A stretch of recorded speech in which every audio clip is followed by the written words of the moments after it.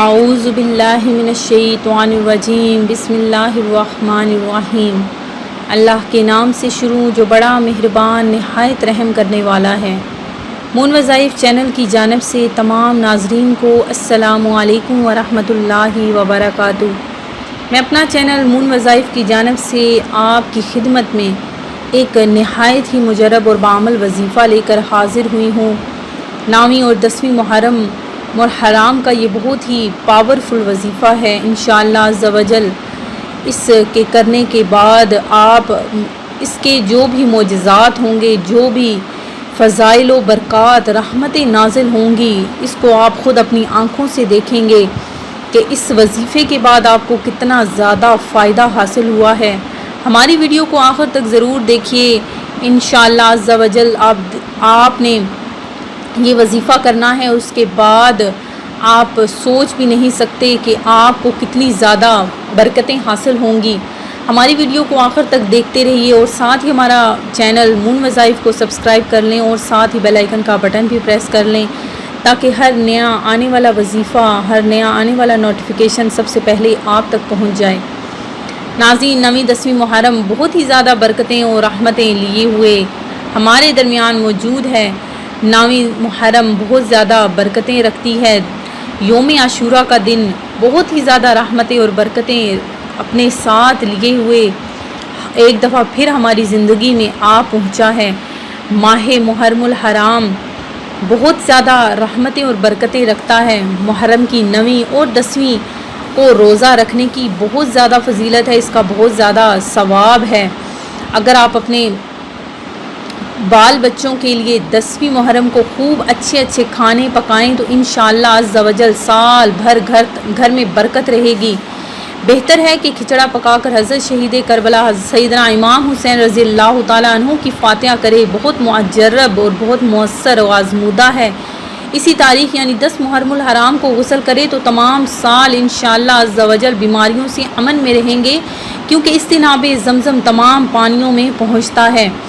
تو ناظرین، آپ نے اگر سارا سال آپ چاہتے ہیں کہ برکت ختم نہ ہو تو اس کے لیے بہت ہی آسان اور مجرب وظیفہ جو میں آپ کے لیے لے کر حاضر ہوئی ہوں وہ سن لیجئے کہ جس کے پاس میرا ذکر ہو وہ مجھ پر درود شریف نہ پڑھے تو وہ لوگوں میں سے کنجوس ترین ہے۔ یعنی کہ اگر آپ درود پاک نہیں پڑھتے تو آپ کنجوس ترین شخصوں میں شمار ہو جائیں گے۔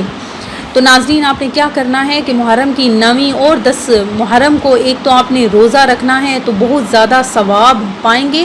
اس کے علاوہ آپ نے 10 محرم کو بہت اچھے کھانے پکانے ہیں تو انشاءاللہ سال بھر آپ کے گھر میں جو برکتیں ہیں وہ کبھی ختم نہیں ہوں گی۔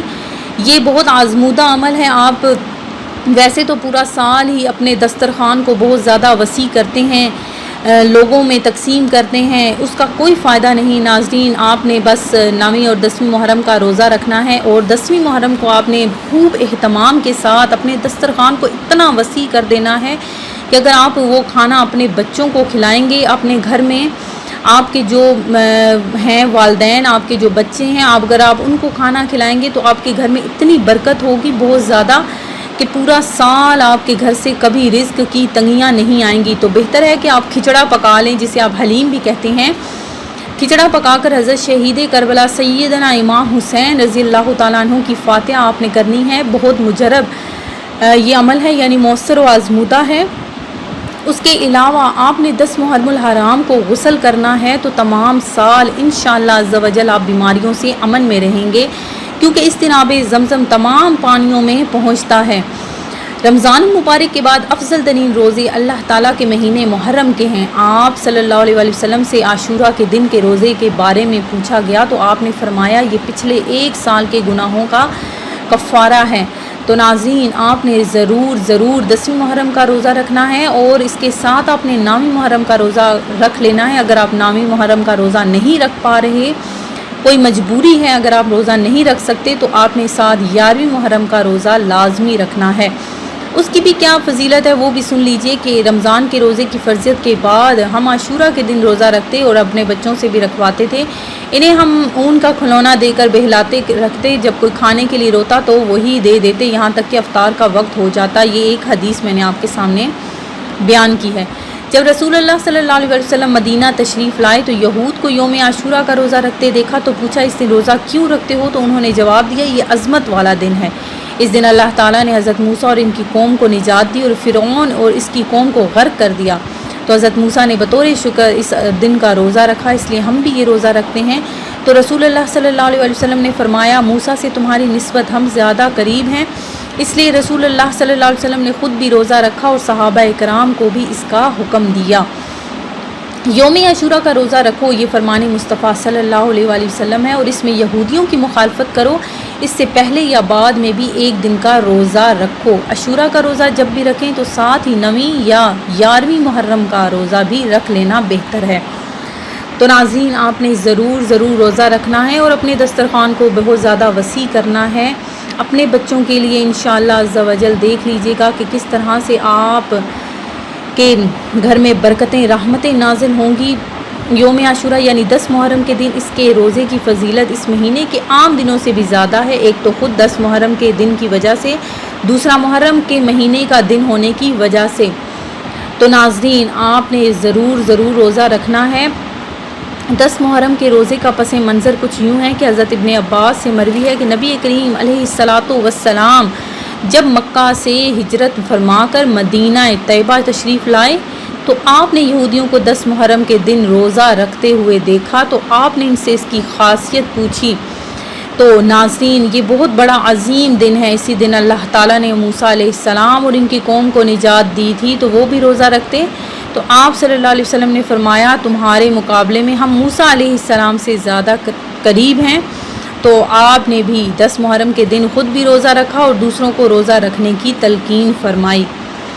ناظرین میں امید کرتی ہوں کہ ہماری یہ آج کی ویڈیو آپ کو ضرور پسند آئی ہوگی۔ اللہ تبارک و تعالیٰ سے دعا ہے کہ آپ سب کی نیک تمناؤں حاجتوں کو ضرور پورا فرمائیں۔ 9ویں 10ویں محرم والے دن آپ نے خوب اہتمام کے ساتھ غسل بھی کرنا ہے، ساتھ روزہ بھی رکھنا ہے، اور اللہ تبارک و تعالیٰ سے اپنے گناہوں کی بخشش بھی کروا لینی ہے، اور اللہ تبارک و تعالیٰ سے زیادہ آپ نے دعا بھی مانگنی ہے دوسروں کے لیے، اپنے لیے خاص طور پر دوسروں کے لیے بھی دعا آپ نے مانگنی ہے تاکہ آپ کے حق میں بھی وہ دعا قبول ہو جائے۔ اللہ تبارک و تعالیٰ جو بارش آج کل ہو رہی ہے وہ کچھ تو بہت زیادہ نقصان ہو رہا ہے، اس سے ہمارے ملک پاکستان میں اس کا بہت زیادہ نقصان ہو رہا ہے، تو آپ نے ناظرین اپنے ان بہن بھائیوں کے لیے آپ نے دعا مانگنی ہے کہ اللہ تبارک و تعالیٰ جن کے سر پر چھت نہیں رہی ہے، جو باہر بیابانوں میں بارش کی وجہ سے بہت زیادہ پریشان ہیں، تو آپ نے ان کی پریشانی کے لیے